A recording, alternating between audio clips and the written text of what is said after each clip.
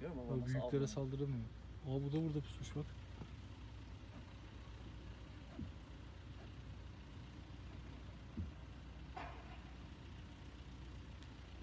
Evet, yılan. Avlanırken çok avlanır.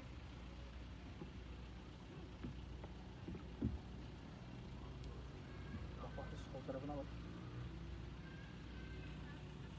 Abi bir sürüler ya.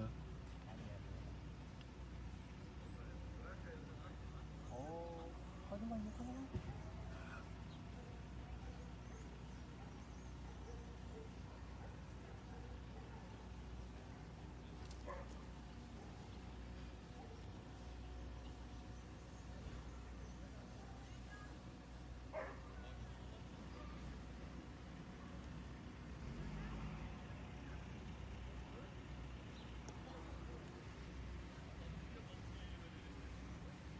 Şerefsiz.